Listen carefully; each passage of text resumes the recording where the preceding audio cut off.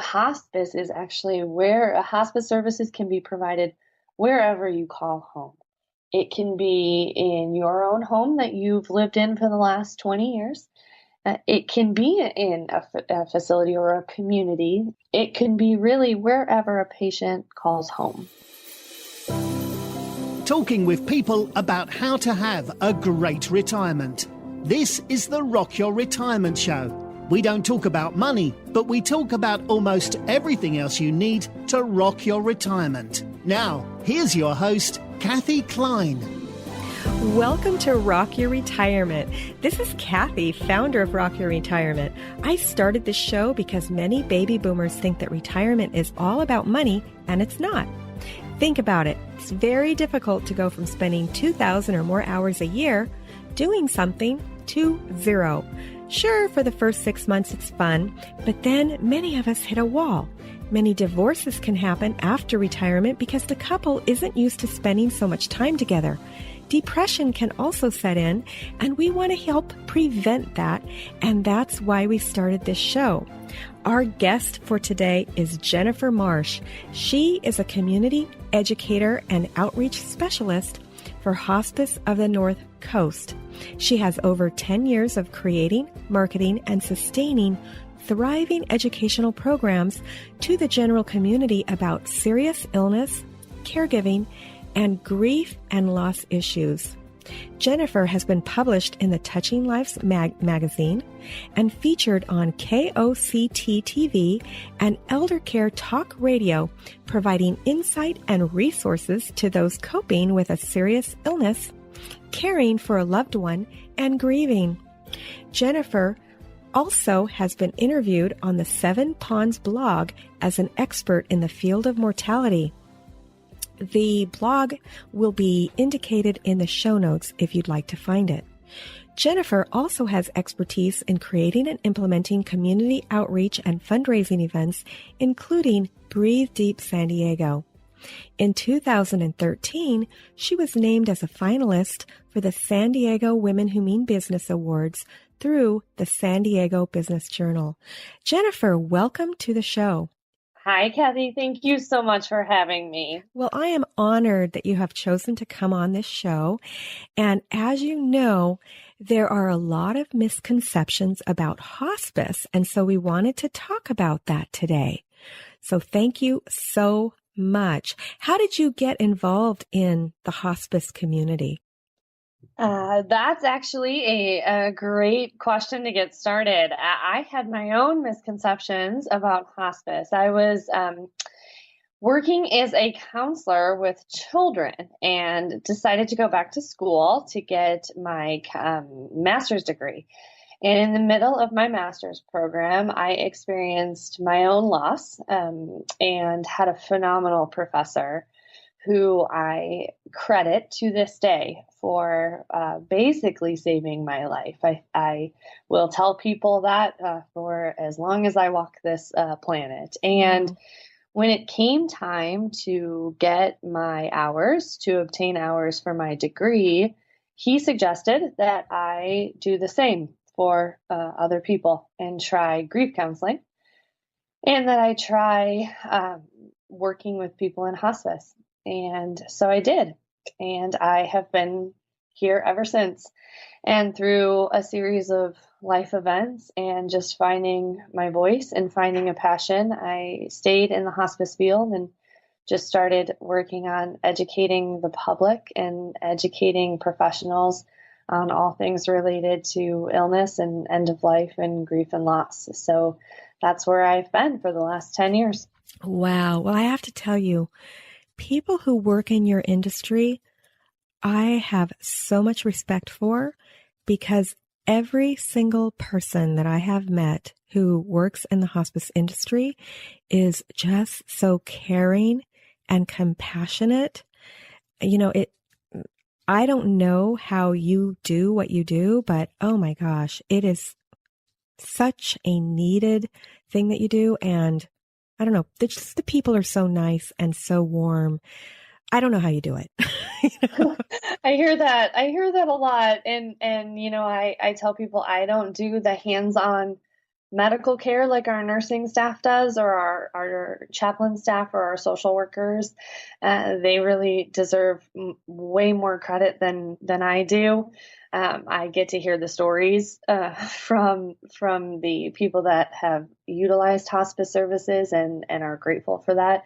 So I think I'm a little biased. I think I have the best job, but I agree with you 100%. The people that I've met have the biggest hearts and the best souls of anyone. But again, I'm biased. Been in the field for a really long time, so I agree with you. I think it takes a very special person to do what all of the clinical staff and all of the people in hospice really do. So yeah, it's everybody. Like I said, it's not just the people with the hands-on experience. It is everybody I've ever met that has to do with hospice is just an amazing person. So thank you for coming on the show. Thank you. You're welcome. So tell me a little bit, when I first started hearing about hospice, I thought, well, you're in a hospital bed and basically you have extra people to come and help out, but that's not what it is it? There are so many misconceptions about what hospice actually is. And it kind of stems from where it started and how it started and then sort of where it started in the States. And what it really is a philosophy of care. It's a type of care that's provided to people who are really dealing with a serious illness, whose prognosis for that serious illness is measured in months and not years. It really is focusing on dignity and symptom management, comfort care, and really giving people the opportunity to live the best life that they have, no matter what that looks like at the end of their life. And it's quality of life, and so that they can live as fully as possible for as long as possible. But it really is a concept of care, not a place. But that really stems from where it was started. And then when it came to the United States, it started on the East Coast and it was hooked to the hospital systems. And so it looked like a place, but it really is more focused on providing services wherever you call home. And that could be in your own home, in someone else's home, in a facility, wherever it is that you are the most comfortable. Well, where did it start before it came to the U.S.? Well, it started over in Europe, and it's interesting. The word hospice actually means a place to rest. Oh. And it was a place where you could stop on a long journey. And so you can see where the idea of a place gets started. And it really, that was the idea of it. It's much more advanced in Europe and then made its way to the States and hooked itself to a hospital system. Wow. Do you know about when it started here? Oh, here it was I believe in the 1970s, and then made its way 1960s, 1970s, and then slowly has made its way across the states. So we started in California in the 70s. Wow. So it's really young. Yes, the idea of it is fairly young. Wow, I didn't realize that it was such a young field. In a lot of other areas, it's a lot older, but in some areas, it's pretty young. Well, let's talk about some of the misconceptions of hospice. So, Sure. First thing is that basically, if you start looking at hospice, it means there's no hope left. Yes. Is that true? Oh, no, I hear that all the time, is that hospice is what you pick when there's nothing left to do. And I heard a phenomenal physician say this once before, and she said that she is not a fan of hearing that, because basically what you're saying is that all of us in the hospice field do nothing then. Right. And if you think about it, we're all the do nothingers, I suppose. But hospice really is giving you back the power. It doesn't mean that you're giving up hope. It's just placing hope in a different place. Putting hope in a different place. if focusing on quality of life and a hope for a better way of living and living out as fully as you can. And so you're just kind of taking that hope that you have and just kind of reallocating it. So maybe it's not hope for a cure, but it's hope for a bright tomorrow so that you can have a good day with your family and you can have good quality of life for however long you have left. Just today, a friend of mine posted on Facebook that her father passed away. Mm-hmm. And her father passed away. He needed some surgery on his leg. I don't know the full story, but I'm guessing he had diabetes. Mm. And he didn't want to have that surgery. And so he didn't have the surgery. And today he passed away. Is that the type of choices that you're talking about where somebody says, you know what, I don't want to undergo these cancer treatments, or I don't want to undergo all of that. I just want to live out the rest of my life in peace. Is that what you're talking about? Or are you talking about something else? It is. It is what we're talking about. You know, there are moments where people reach a point in a serious illness where modern medicine is not going to find a cure. And that's just sort of an honest truth.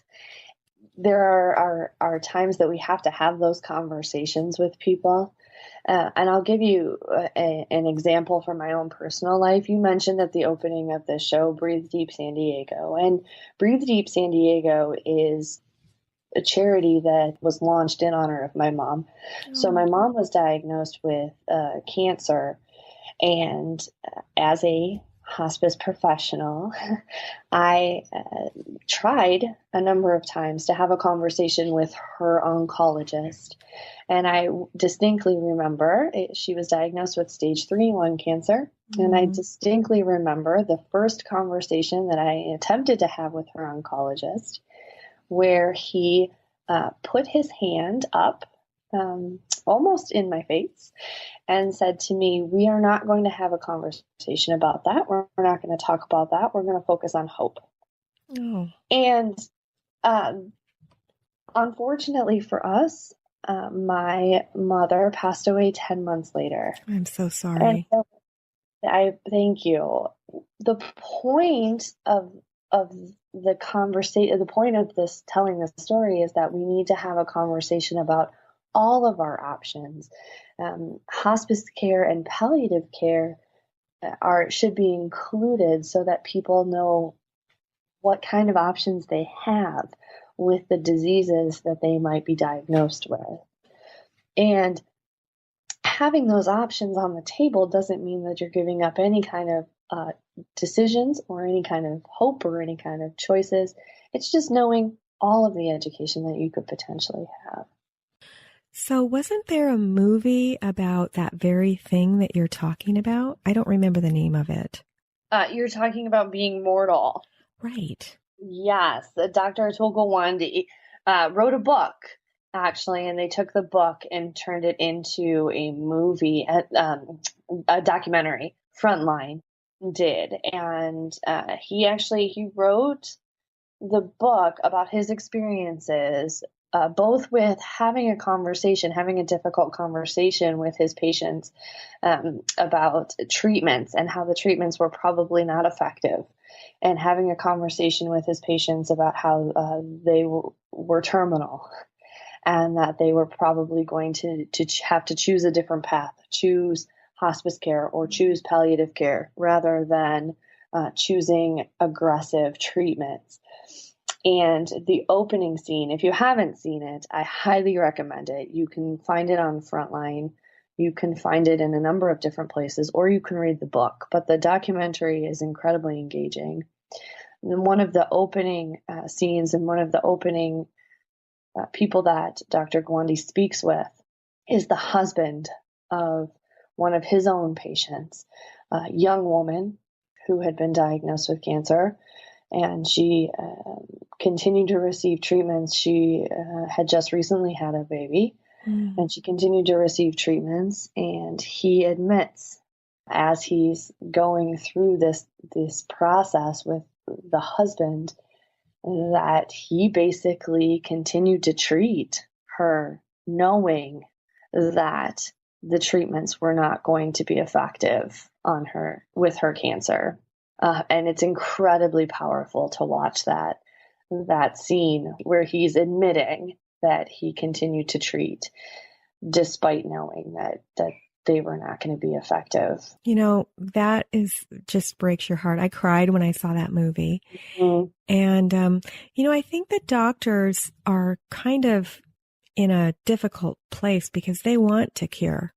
You know, they want to do those heroic things that might, you know, they are probably watching Grey's Anatomy where, you know, against all odds, the person gets cured. That just doesn't happen in real life. I mean, none of us get out of this life alive. We all pass away. That's the one thing that, you know, they say that the only two things that are sure are death and taxes, but really, you know, I've heard of people evading taxes. So really to me, there's only one thing. That is very true. Well, you know, the other thing I say to people is that most people don't have any education in this. We can't fault our medical community for something that they have no education in. I received my master's degree in 2006, so it hasn't even been that long. And I had zero education in death and dying or grief and loss. So it's only been 10 years and we had zero classes in death and dying or grief and loss. And I had to actually go to hospice to get that education. And the medical communities don't have that. Medical schools didn't have that. They're starting to change that. There is currently, I think, only two schools, as far as I know, that are offering a class in undergraduate studies on death and dying in Southern California, in the San Diego area, that are offering any class whatsoever in death and dying. And so as you can see, if we are not educating our generations to go into the field to talk about death and dying, we can't quite ask them then to say, all right, now you go in and have a conversation with someone about how they're potentially terminal, or how to be able to talk about this. So it can't really fault people for not being able to have that conversation and then teach them cure, this is your job, is to cure this disease. So it's sort of a double-edged kind of a thing. Absolutely. So I'm glad that you've helped me put together this document that we're going to be giving away at the end of the show, the 8 myths and facts of hospice. That leads us to the second myth, and that is, don't I have to go somewhere when I go into a hospice? I'm going to a facility, right? You do not. No. Hospice is actually where hospice services can be provided wherever you call home. It can be in your own home that you've lived in for the last 20 years. If you are moving in with a child or a grandchild, it can be there. It can be in a facility or a community. We are starting to call them communities now.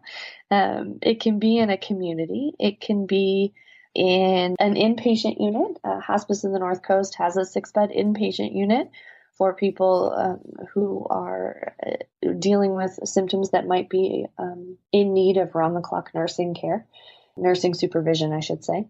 It can be really wherever a patient calls home. Thank you for dispelling that. What about, let's say I have a doctor that I love and I come down with something where I decided that I want hospice treatment. I'm going to have to give up that doctor, right? No, that's actually one of the biggest myths that we see on hospice. And you do not have to give up your own doctor. Our medical directors, each hospice has their own set of medical directors, but we are all willing, each individual hospice.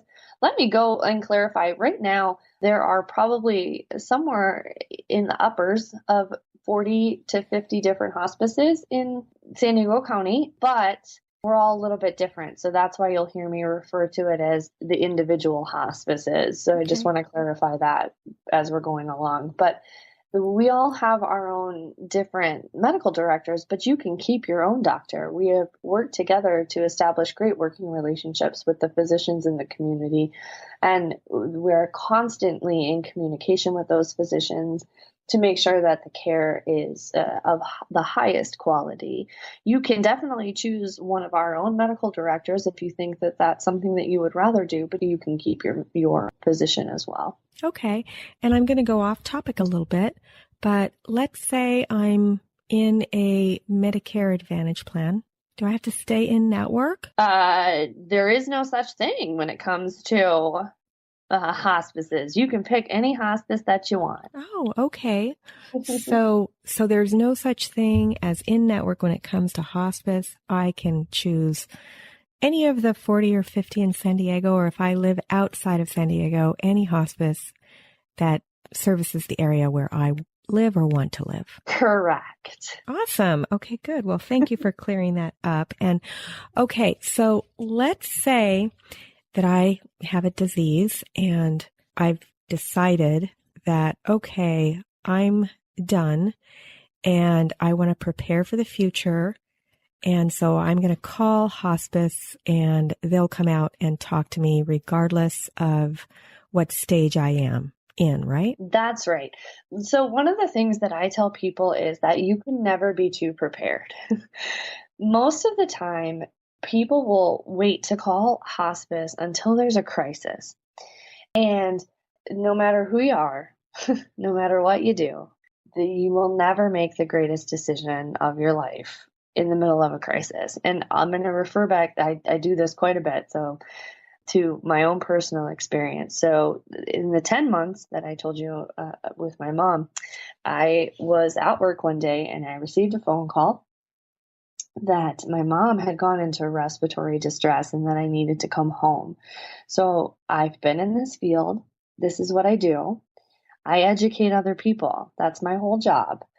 And they said, you're going to have to come home. We're going to have to make a decision. So I immediately got on a plane. My entire family is in Cleveland and I'm here in California. Immediately got on a plane, and for 6 hours, it's a 6-hour flight between San Diego and Cleveland with the layover, knew what I was going to have to do. My mom and I had these conversations because I'm the hospice daughter and the educator, knew what I was going to have to do. And I got off the plane in Cleveland and ran into the ICU. And as soon as I got into her room in ICU, I took one look at her and said, I don't care what she wants. She's my mom. And I tell people that story because I want them to understand that it doesn't matter how much education you have or what you do for a living. You cannot predict what you're going to do in the middle of a crisis until you're actually in the middle of a crisis. So I'm a hospice educator. This is what I do for a living. And I still wasn't able to make that decision until it took me, I was the daughter as soon as I ran into that ICU. Right. So it took me, I did eventually make the decision to honor her wishes, obviously, but it's just one of those things where you just don't know how you're going to be in a crisis. And so when it comes to hospice and when it comes to caring for someone that you love, having that information before you honestly need it, before you're in the middle of a crisis, is the best thing you could possibly do. And the hospices, the good hospices, the ones that you want in your world, caring for the people that you have around you, are the ones that are going to come out and they're going to meet with you and they're going to give you the information that you need, regardless of whether you are going to be able to sign a piece of paper that day, whether you meet criteria or not. Those are the ones that are going to be able to come out, or those are the ones that are going to do it for sure. Okay. Well, I'm really not going to need hospice unless I'm taking a bunch of drugs, right? No. Well, that's an interesting way of putting it. I've never actually had anybody say that, but that one for me. Wow. Okay. No. I like to say it Say it in direct English, you know, I've never had anyone actually say it to that way before. No, it's really focused on the quality of life and just working with the patient and their family so that you're supporting everyone to meet not just the medical needs, if a person does need pain medication, but also to do the psychosocial and the spiritual needs. So there's a case manager, the nurse case manager, that is part of that team, but also a social worker, a chaplain. In our case, we call them care advocates, home health aides that can help with things like bathing, and then our physicians. But there's also so many other things. There are volunteers that can come out that can help just get caregivers out of the house, but they can also do things like pet therapy or music therapy, a lot of those psychosocial kinds of things for family members, but also for the patients. It really is to improve quality of life for someone that might be at the end of their life's journey. That's great. So tell me what some of these alternative therapies look like your pet therapy or your music therapy. What do they do? Oh, so I love pet therapy. That's probably my favorite one. The pet therapy is the opportunity to have a dog or a cat, or I've even seen mini horses, which is probably awesome. One of the greatest things I've ever seen. Come out to a home or to a facility and give people the opportunity to kind of interact with patients. And the pet therapy is great because they're specially trained to jump in laps or to just kind of snuggle up next to a patient and give them the opportunity to pet them. But then there's also things like music therapy. And in my 10 years, I have witnessed there was a patient in a facility in Escondido that was nonverbal, and they were not sure what they could potentially do for her. It got to the point where she was really just kind of sitting in a chair, and someone decided to just play some music from an iPod. So we loaded some music from when she probably would have been, I think, in her 20s onto an iPod, and then had like a docking station at the time and just hit play on the iPod. And I was there. I was actually there that day, surprisingly, and got to witness her start to mouth the words. Oh my gosh, that is awesome. Who hadn't spoken a word, and I don't even know how long.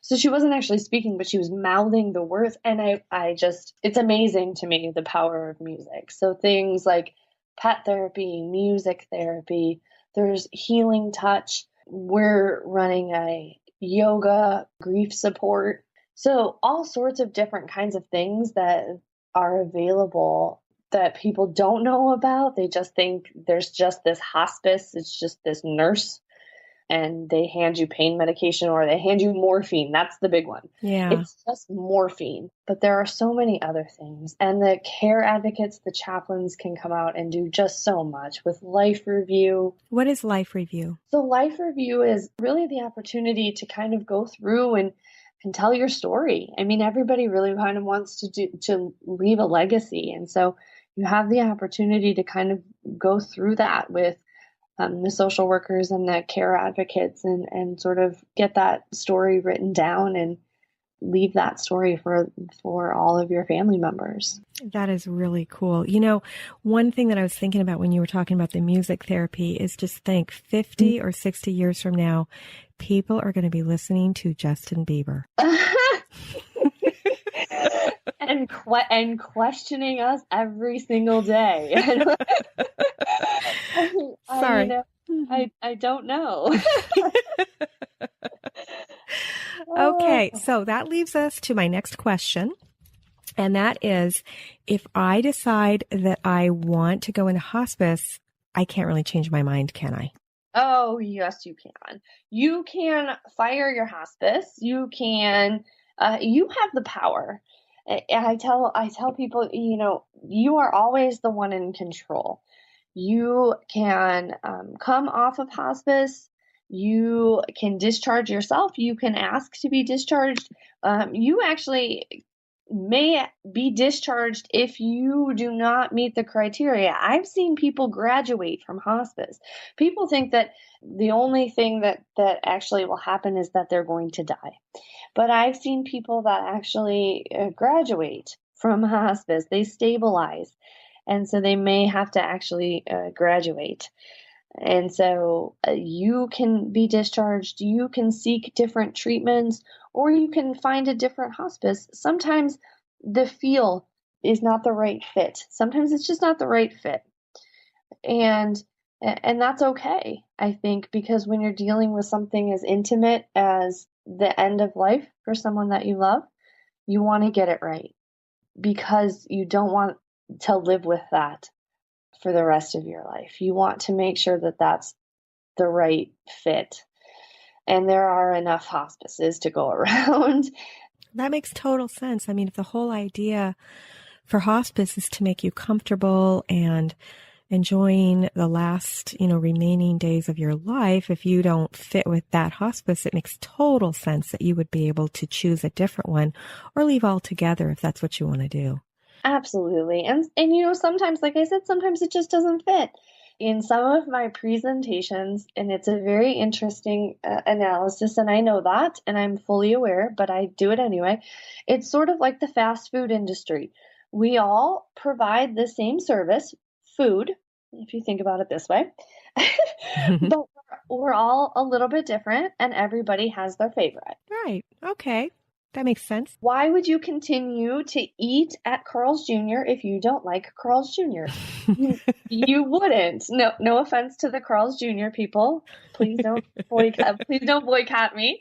But you would go somewhere else. It's like me. I don't like Pepsi, but I like Coke. When it comes to something like the care for someone at the end of their life, you want to make sure that you're doing it the right way and you're getting it right.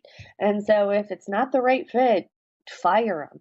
But I will say, ask around, because most people that have had a hospice experience. They just might not talk about it. And so they'll be happy to tell you once you start asking. It's amazing to me how many people want to have a conversation with me about end of life when they know that I'm comfortable having it. My friends say that I'm the life of the party because I talk about death all the time. But they also know that they can talk to me about it anytime. And I'm willing to have that conversation anytime. And so when people know that you are okay having a conversation about it, they're willing to open up. And so if you ask around, you'll get honest opinions from people who have had good experiences or bad experiences. And don't just ask one, keep asking and then interview your hospice. But you can only do that if you start asking early and you start getting the information early. That makes total sense. And one of the things that you said sort of dispels a myth that I have, and that is, you know what? I don't want to go into hospice. I don't want to talk about hospice because if I go into hospice, that means I'm going to die. Well, we're all going to die sometimes, but you said earlier, I don't remember exactly how you said it, but that's not the only outcome of hospice. So do you want to address that a little bit more? Sure. I think earlier I said that I've seen people graduate. Right, graduate. People have actually been discharged from hospice care and readmitted if necessary. But what happens is that people stabilize with their medical conditions. Their medical conditions actually stabilize. And so we've seen that. I've seen that more times than I can even count. Sometimes that happens with things like dementias or any of the cognitive impairment diseases. But a lot of times I've also seen it with cancers when people stop aggressive treatments. And so the hospices are very good at helping people become comfortable and getting symptoms under control. And that can actually help people live longer. There are research studies out there that have shown that hospice can actually help people live longer, which goes against what everybody thinks. So you can just Google that. Right. or go to the National Hospice and Palliative Care Organization's website. But it goes against what everybody thinks. They think, well, hospice that just means I'm going to die. But it actually helps people live longer than aggressive treatment. It actually makes a lot of sense to me, Jennifer, because when you're undergoing some of those aggressive treatments, your body's under a lot of stress. Mm-hmm. And so by removing that stress, it does make complete sense to me that's not everybody, obviously, but that some people would make a recovery. Sure. And like I said, the hospices are very, very good at helping people get comfortable and be comfortable and getting pain under control and getting symptoms under control. Again, not everyone. It's not a be all end all for everyone. But they are very good at doing that for most people. Jennifer, what happens after, the person passes away? Then what happens? Sure. Medicare actually requires that bereavement support be provided to families for 13 months. But that's exactly how they phrase that. They do not specify how you do it, and it's not a reimbursable expense.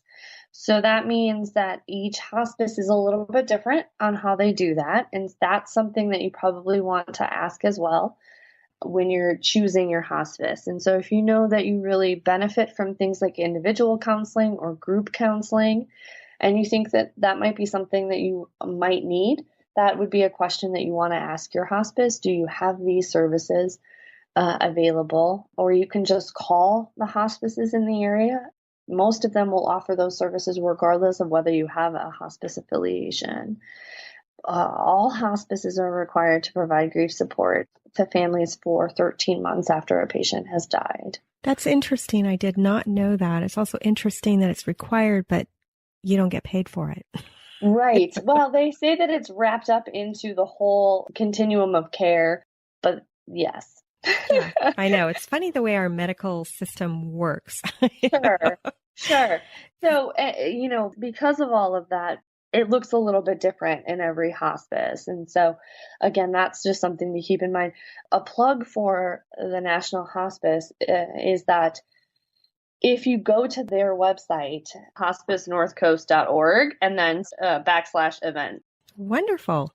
Okay, great. Is there anything else that you'd like to mention before we wave goodbye? I just want to say thank you very much for having me on this phenomenal podcast. And my last thing is, please, please, please interview your hospices. Just go out and make a phone call. You can always call me. I'm happy to answer any questions, no matter what they are. If I don't know the answer, I'll try to find the person who does. And how can they reach you personally?